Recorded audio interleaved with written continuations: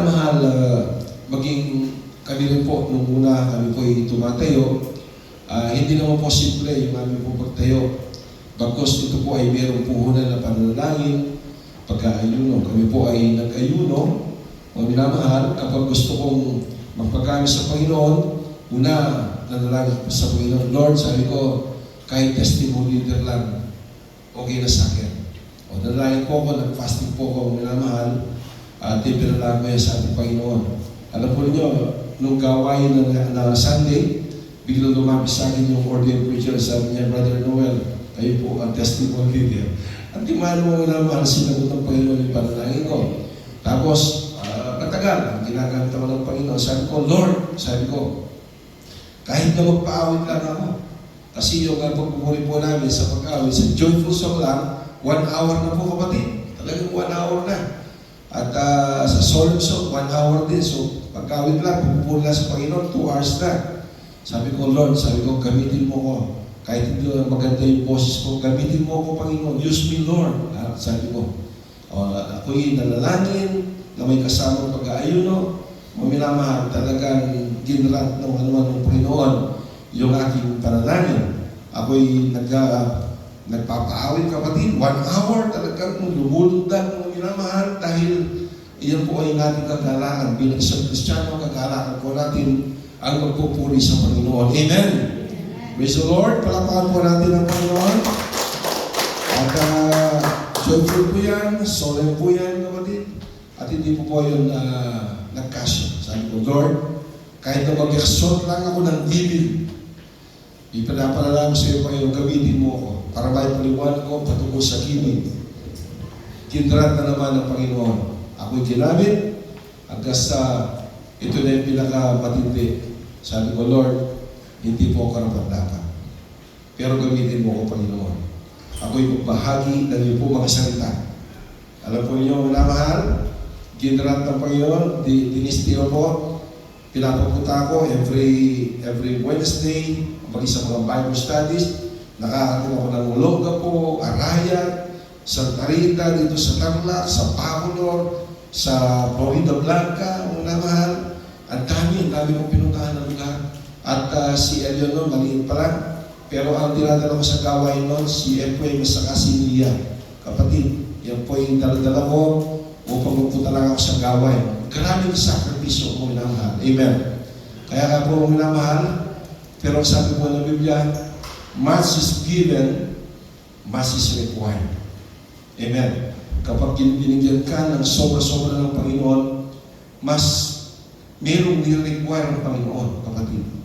Ano yan? Kinakailangan na marunong po tayo manalangin, humingi po tayo ng wisdom sa Panginoon bago natin basahin ang salita ng Diyos. Una mahal, manalangin tayo. Pagkatapos, every time na mayroon po tayong gawain po rito, ilista po ninyo. Una mahal, yung po mga bersikulo, pagka uwi po ninyo sa bahay, basahin po ninyo yun.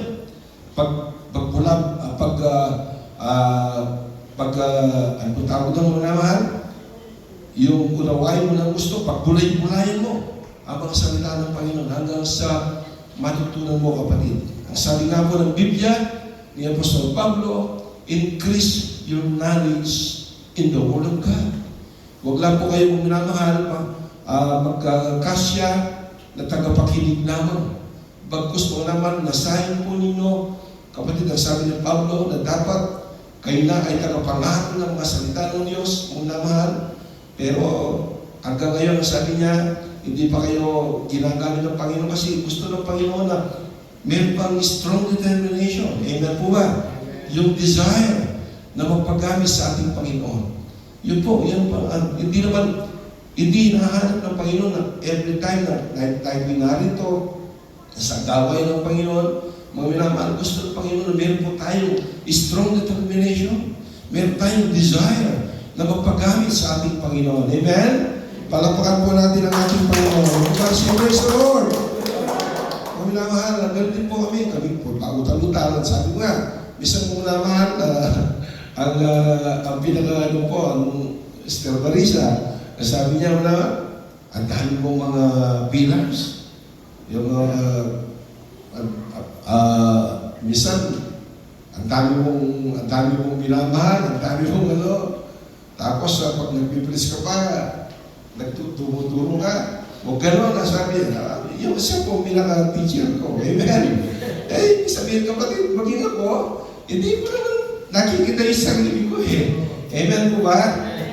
Ay, importante mga minamahal, hindi naman natin piniplis ang mga tao. Ang dapat natin i-please ay ang ating Panginoong Hesus Kristo. Amen? Everybody sing, praise the Lord! Basahin po natin mga minamahal dito po sa John chapter 14 verse 27. Ang sabi po dito mga minamahal, praise God. John chapter 14 verse 27. Praise the Lord. Ayan. Kapayapaan ang iniiwan ko sa inyo. Ang aking kapayapaan ay ibinibigay ko sa inyo. Hindi gaya ng ibinibigay ng sanlibutan ang ibinibigay ko sa inyo. Huwag mabagabag ang inyong puso o matakot man. Amen? Sa wika English, Brother Leon, ano po sabi po dito nung namahal? Hallelujah. Peace I leave with you. My peace I give unto you. Not as the world gives do, I give to you. Let not your hearts be troubled, neither let them be afraid. Amen?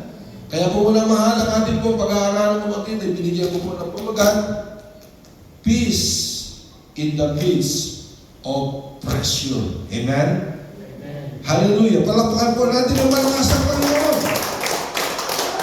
Peace in the midst of pressure. Kapatid, dahil po na mahal at po ng tao ngayon ay may pressure, kapatid. Pressure sa trabaho. Ang daming trabaho. Amen? Kaya sa bahay lang, ang daming trabaho. Pressure ka, kapatid. Pressure sa pamilya. Hindi mo alam ang minamahal kung paano mo bubuhayin ang pamilya mo. Pressure sa finances, sa pera, alam. Pressure po.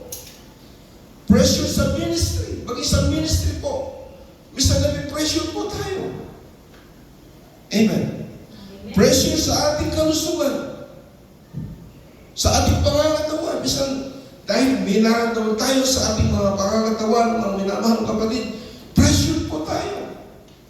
Para bagang, minsan natatakot ka, kagaya na sinabi ng ating beloved Sister Lani, mga minamahal, nung pinatest itong Sister Casey, dahil po ang iniisip po ng mga doktor, mga minamahal, ito po ay cancer. Pressure na pressure po siya, mga minamahal. Yan po ay pressure sa kanyang kalusugan at maging sa mga inaharap ng buhay po natin, kapatid, nasa pressure po tayo. Amen. Maging sa panahon natin ngayon, kapatid, maraming stress. Mental exhausted po tayo. Emotionally drained po tayo. But Jesus said, mga minamahal, let not your heart be troubled. Amen? Palakpakan po natin ang Panginoon. Hallelujah. Ulitin po natin, John 14:1, mga minamahal, kung sabi, kapayapaan ang iniiwan ko sa inyo, ang aking kapayapaan ay ibinibigay ko sa inyo, hindi ng gaya ng ibinibigay ng sanlibutan, ang ibinibigay ko sa inyo, huwag mabagabag ang inyong puso o matakot man. Amen? Pag minamahal sa mundaigdig na ito, this secular walls, mga minamahal, bibigyan ka ng tinatawag na temporal peace, kapatid. Yung panandalian lamang na kapayapaan sa puso mo. Yung kasiyahan, mga minamahal. Ikaw, mga minamahal, ay nagiging payapa siguro dahil may pera ka. Payapa ka dahil may trabaho ka. Payapa ka, mga minamahal, dahil maganda ang trabaho mo, pinupuri ka ng mga tao, ay payapa ka. Pero mga minamahal, yan po ay mga temporal lamang na kapayapaan na ibibigay ng sanglibutan ito, unlike na ibibigay sa atin ng ating Panginoon. Ang sabi po ng Biblia, mga minamahal, huwag tayong magalumihanan at huwag tayong matakot dahil ang kapayapaan ang siyang iniiwan at ibinibigay sa atin ng ating Panginoon, hindi ng kapayapaan na pwedeng ibigay ng sanlibutan ito. Pagkus ang kapayapaan na ibinibigay ng Panginoon, ito ay magpawalang hanggang kapayapaan. Amen? Everybody say, praise the Lord! Pressure is part of life. Nag-pressure ka ngayon? Ito ay bahagi ng buhay po natin, mga minamahal, bilang isang Kristyano. Ano po sabi po ng John chapter 16 verse 33? Mga minamahal, hindi pinangako ng Panginoong Yesus na wala kang pressure. Pag sabi po dito, mga minamahal, ang mga bagay nito ay sinasabi ko sa inyo upang sa akin ay magkaroon kayo ng kapayapaan. Sa sanlibutan ay nahahanap kayo sa pag-uusig, ngunit lakasan ninyo ang inyong loob, dinaig ko na ang sanlibutan. Amen? Amen? Ang sabi niya, I am overcome the world. Nadaig na ng Panginoon ang daigdig na ito, ang minamahal. Kaya, minamahal kapatid, nagsabi nga po, minamahal, pressure is part of life. Oo, nabi-pressure po tayo. Bisan dumating tayo sa ganitong pressure, problema, suliranin sa buhay, minamahal, lalo-lalo na yung mga walang trabaho. Ito nga may trabaho, kapatid, JO na nga.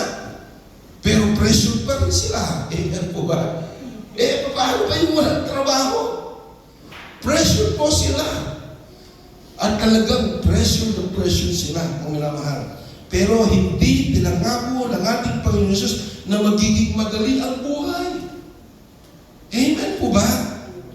Ang pagiging Kristyano ay hindi exempted o hindi ascension sa pressure. Tingnan po nyo, kahit si David, hindi ba, dumaan po sa grabing distress ng kanyang buhay. Nakipaglaban sila, nagtagumpay sila, kapatid. Pero pag-uwi nila sa bahay, anong nangyari? Ang kanilang mga mahal sa buhay, kapatid, sila ay binihag ng kanilang mga kalaban. Ang kanilang mga toda ay pinagsusunog, kapatid. Kaya po, minamahal, yung kanyang mga kasama mismo, ang mga tauhan po ni David, kapatid, mismo sila gustong patayin si David. Galit na galit sila kay David. Galing distress ang dinanas po ni David. Imagine that. Kaya po mga minamahal, talagang lupay-pay itong si David noon. But ang sabi po niya, and David encouraged himself. In-encourage si David ang kanyang sarili, mga minamahal. Para hindi siya malugmok doon po sa grabing distress na yun. Pero kapatid, yung palang distress na yun na naranasan ni David, iniahanda lamang para siya ng ating Panginoon, mga minamahal, upang siya na pala ang susunod na magiging hari ng Israel. Amen? Palakpakan po natin ang Panginoon. Minsan kapatid, hindi po natin alam yung plano ng Panginoon. Amen? Nasa pressure po tayo. Grabing distress po tayo, mga minamahal. Pero hindi po natin alam yun ay pamamaraan ng ating Panginoon upang upang mga minamahal kapatid, subukan po tayo. Lumalago ba ang ating pananampalataya? Diba? Kasi sa ganyang bagay, kapatid, malalaman mo, mga minamahal, na lumalago pala ang iyong pananampalataya. Kasi nawawala na yung grabing worry sa puso mo, kapatid. Hindi mo alam na nagiging mature ka na pala. So walang accepted dito. Kapag Kristiyano ka na, mga minamahal, sabi ko nga po kapatid, kapag Kristiyano ka na, dadaan ka sa mga pagsubok. Kasi hindi ka naman susubukan ng Panginoon na hindi mo kaya. Amen po ba? Sinusubukan tayo ng ating Panginoon upang makita yung ating pagiging Kristiyano, kagaya po ng apoy o ng ginto. Ito'y dinadaan sa apoy upang ang gintong yan, mga minamahal, makita yung kanyang pagkadamisay na ginto. Ganit din po, kapatid, ang mga Kristiyano dumadaan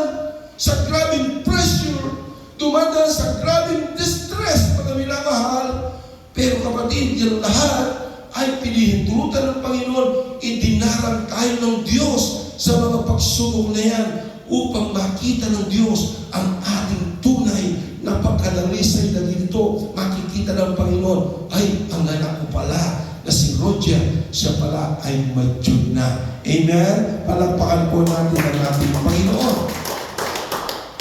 Sino po kapatid? Si Elijah. Di ba napag-aralan na po natin yan? Nung linggo lang, napag-aralan po natin. Grabe po, dinanas po ni Elijah. Great prophet. Imagine po, minamahal, ang lahat po ng mga propeta ni Baal, na Diyos-Diyosan ay pinapatay, kapatid. Pinatay talaga ni Prophet Elijah. Pero nung mabalitaan yun, ni Jezebel na asawa ni Ahab, kapatid, hinanap siya ni Jezebel. Alam po niyo, babae na si Jezebel, pero natakot po siya. Natakot siya. Dumanas siya sa ganoong bagay kasi worn out po siya. Parang napagod po siya mga naman. Parang nawala yung kanyang diskarte. Pero minamahal, remember, kahit anong nangyari kay Elijah, maging kay David, still, ang ating Panginoon, siya ay hindi umihiwalay sa kanila. Amen? Pinapatubayan sila ng ating Panginoon. Palakpakan po natin ang ating Panginoon. Si Paul, siya isang Kristiyano.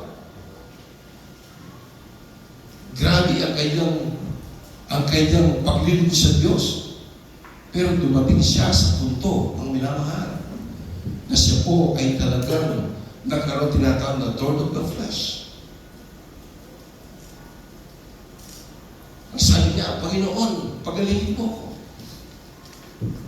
Sabi ko nga, kapatid, napag-aralan po natin. Si Paul, meron siyang kapangyarihan, kapatid, na binigay sa kanya ng ating Panginoon dahil grabe yung kaniyang pananampalataya sa ating Panginoon. Ang mga patay, si Eutychus, kapatid, isang binata na nakikinig ng kanyang pangangaral, siya nahulog mula sa 3rd floor. Pag bagsak niya sa lupa, patay po itong si Eutychus. Pero sa kanyang panalangin, nabuhay, kapatid, itong si Eutychus. Maging kanyang anino, maging kanyang panyulito, kapatid, gumagaling, may karamdaman. Pero dumating siya sa punto, kapatid, na sabi niya, Lord, pagalingin mo ako. Nanalangin po siya ng 3 times. Pero ang sagot ng Panginoon, my grace is sufficient for you. Ang aking biyaya ay sapat na sa iyo, Pablo. Amen? Hallelujah! Palakpakan po natin ang Panginoon. Bakit ang sabi ng Panginoon? Kasi kapatid, ang importante po dyan ay meron siyang Diyos. Amen? Na kanyang kaluluwa, ito'y naka-anchor sa ating Panginoong Jesucristo. Ano man ang mangyari po na minamahal, siya ay ililigtas ng ating Panginoon. Bakit, kapatid? Dahil si Pablo, kapatid, siya po ay ginamit ng ating Panginoon at alam niya ang mga salita ng Diyos na dahil sa biyaya ng Panginoon, tayo lahat ay nangaligtas. Amen? Palakpakan po natin ang ating Panginoon. Hindi siya accepted. Amen po ba? Amen. Hindi siya accepted. Hindi ba, akala ko naman Kristiyano, akala ko kapag ikaw ay naglingkod sa Diyos, Lord, yayaman na ako. Kasi pinapangarap po nila, kapatid. Kapag ikaw ay naglingkod sa Diyos, yayaman ka. Ito po yung mga prosperity gospel. Hindi masama ang kayamanan. Remember? Hindi masama na yumaman po tayo. Amen po ba? Pero huwag na huwag, mga minamahal, nakakainin po tayo ng sistemang iyon, mga minamahal. For the love of money is the root of all evil. Amen? Ang pag-ibig sa salapi, ito ang siyang ugat ng kasalanan ng tao. Amen po ba? Palakpakan po natin ang Panginoon. Makakanuman, kapatid, ang buong daigdig nito. May kayamanan ka. Pero wala kang kapayapaan.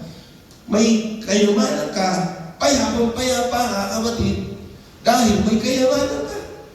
Pero yun po, kapatid, ay para sa mga sanglibutan lang. Ang sabi po ng Biblia, kapatid, sa Mark chapter 8, kapatid, ang sabi po, what shall it profit a man if he gain the whole world, but suffer the loss of his own soul?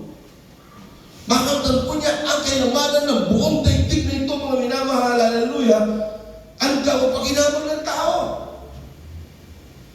Okay, mayaman ka. Kinakain mo lahat at gusto mong kainin, kapatid.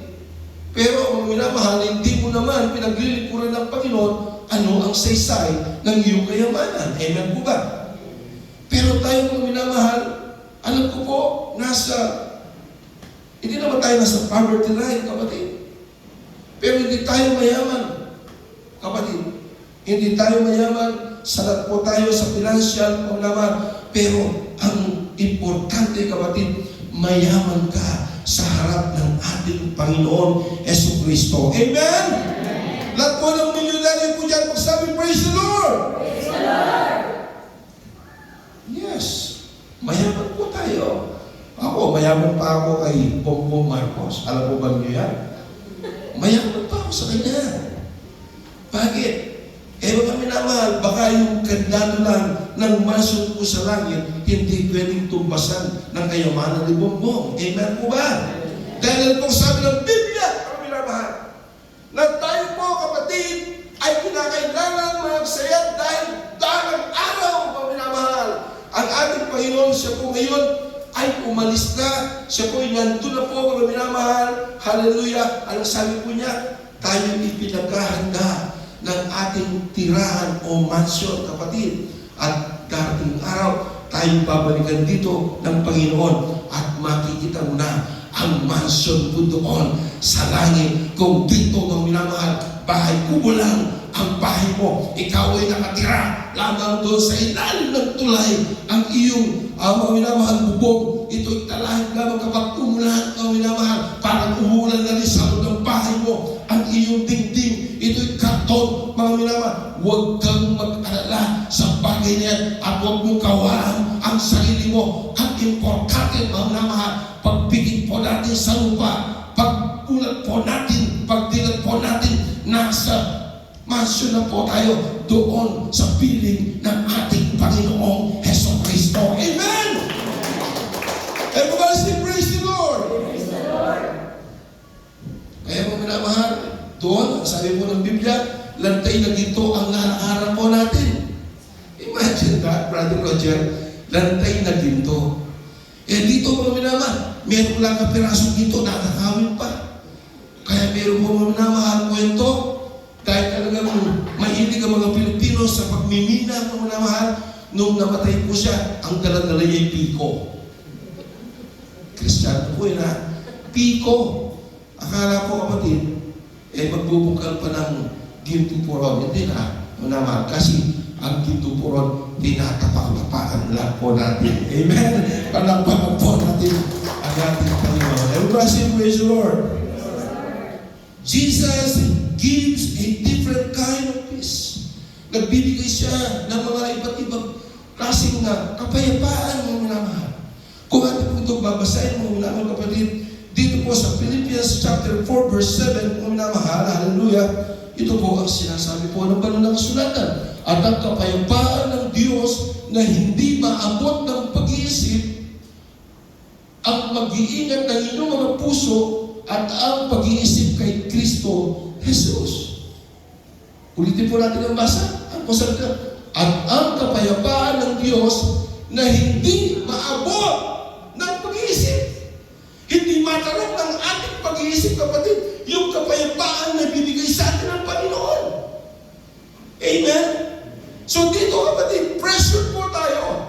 Sino po ang pressure po dyan? Magsabi, praise the Lord. Yes, lahat po tayo pressure. Hindi lang kayo. Maging kami pressure din po, mga minamahal.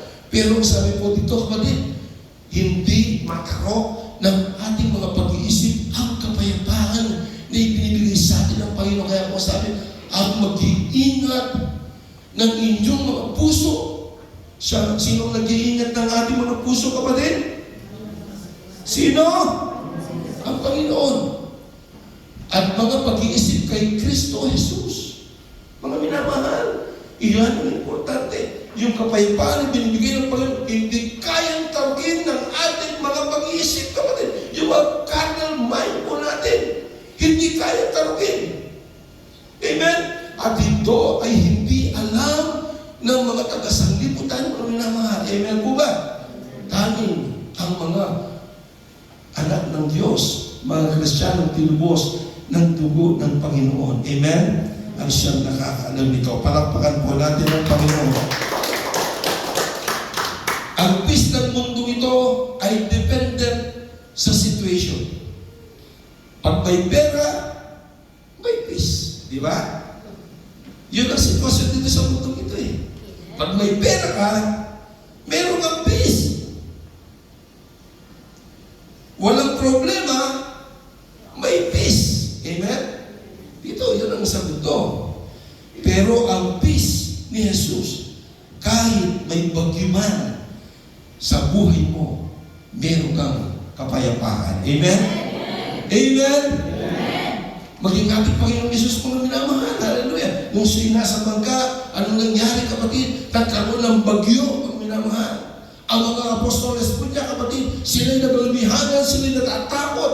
Pero ang ating Panginoon, napakahimbing ng kanyang tulog kapatid. Amen? Napakahimbing ng kanyang tulog, mga minamahal.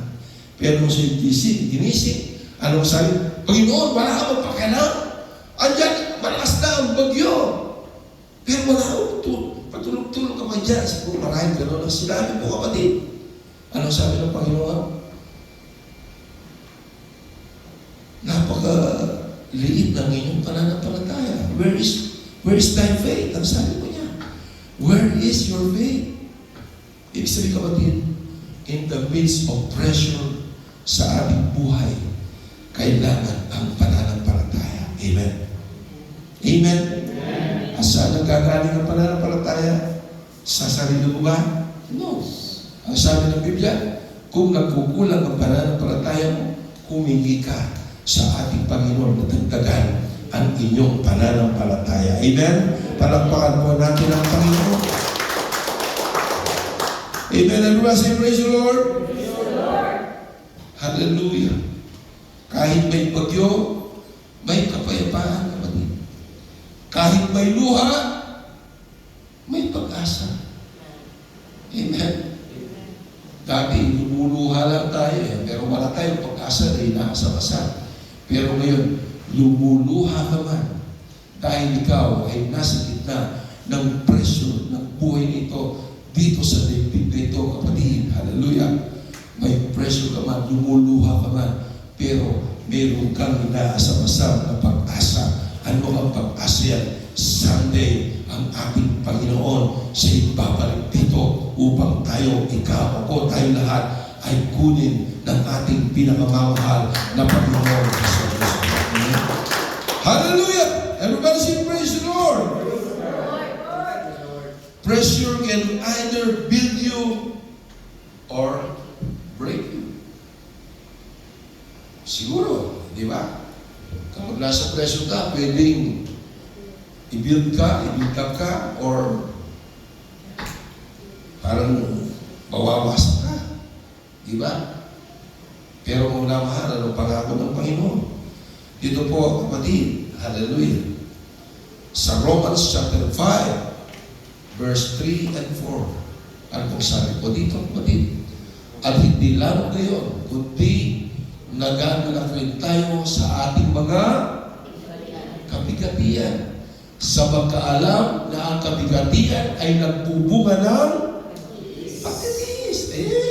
Kaya pala mga minamahal, merong kabigatian para ito ay magbubunga ng pagtitiis.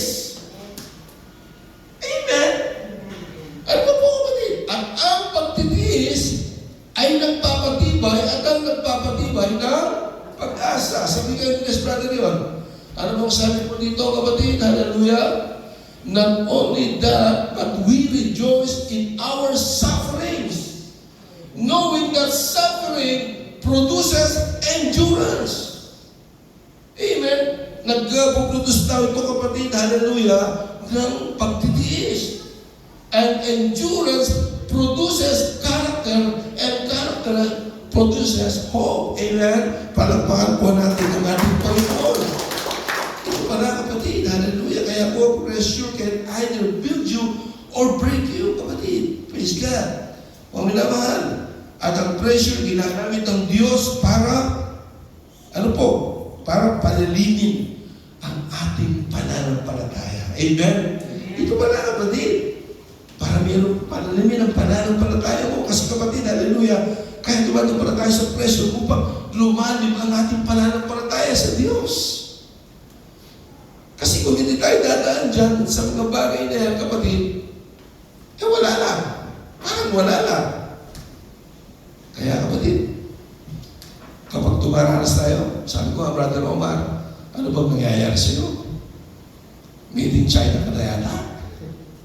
Magmula nung naging 69 ka, sabi ko. Kaya sabi ko, kapag tinatanong ka, ilang taon ka na, sabi mo 68. O kaya 70, huwag mo na sabihin 69. Kasi mismo sabi niya, parang magmula nung naging 69 ako, parang nalaw ko nangihina na ako. Pero mukhang 55 lang si Brother Roman eh. Tignan mo, lang tayo walang buwak sa walang ngipin. Baka tubo-tubo pala ang ngipin. Amen po ba? Praise the Lord. Amen. Para maano lang, sana ba yun? Serious. Amen. Pero kung minamahal ang sabi po ng Biblia, dumanas pala tayo sa pressure, kapatid, upang palilinin ang ating pananampalataya. Amen? Amen? Dumating tayo sa pressure, mga minamahal, upang makita ng Diyos na may pagtitiis. At kung may pagtitiis, mga minamahal, hallelujah, yun po ay nagbubunga ng pag-asa. Amen po ba? Wala mga minamahal, hallelujah, na makakaparoon, kapatid, doon sa promised land.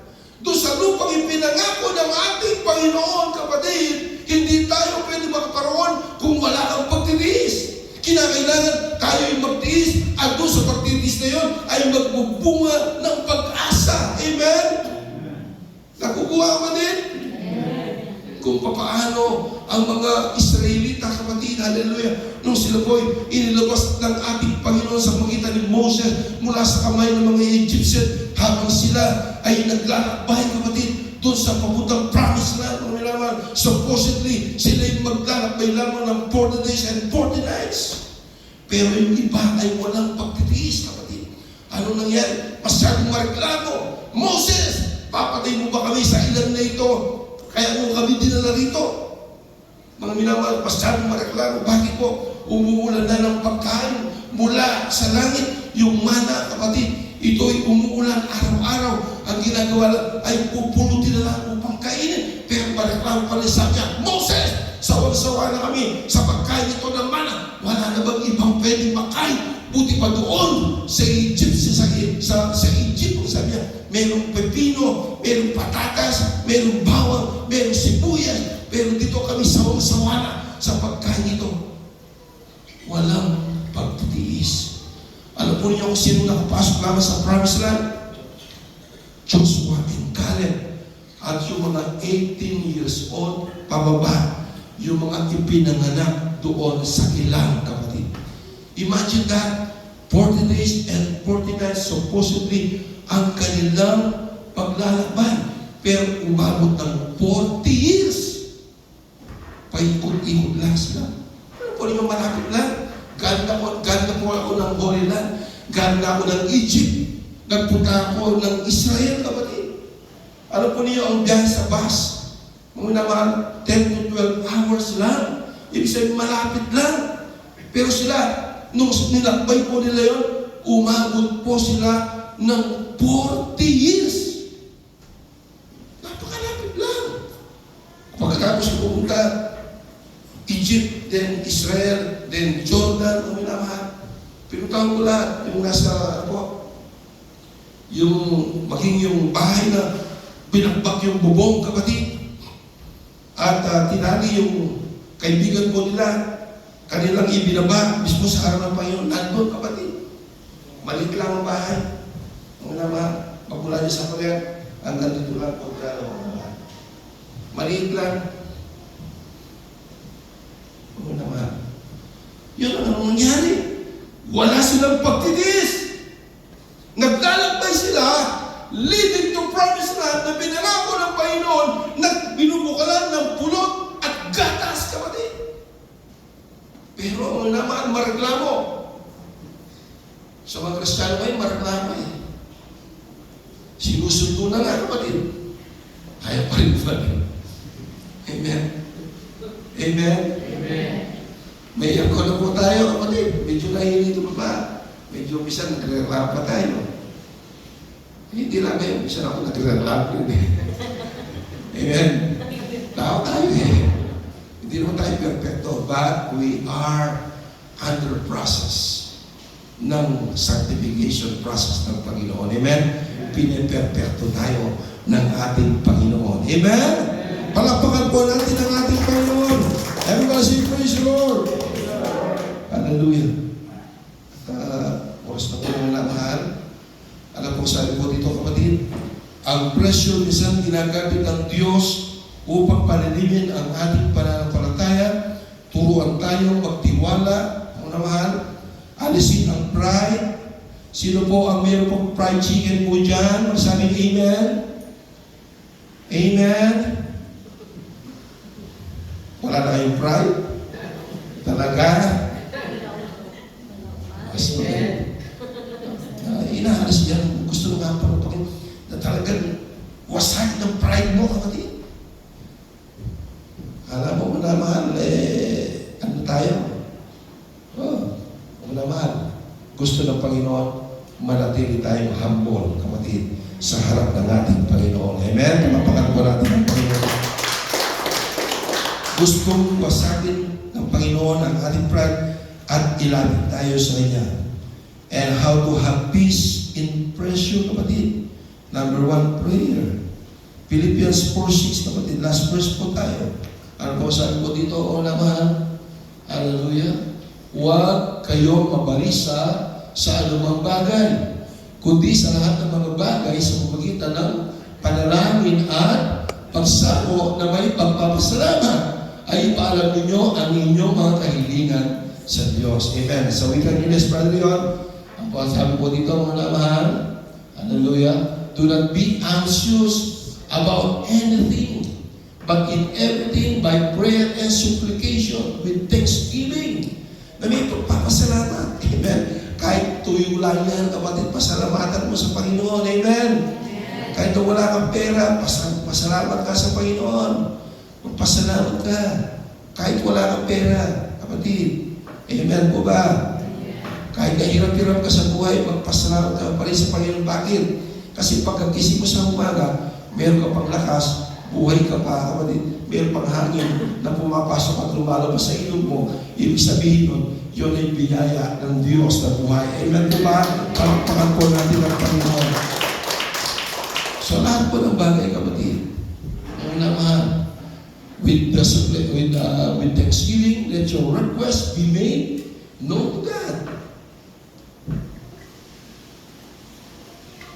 Mga minamahal, lahat tayo ay nasa in the midst of pressure.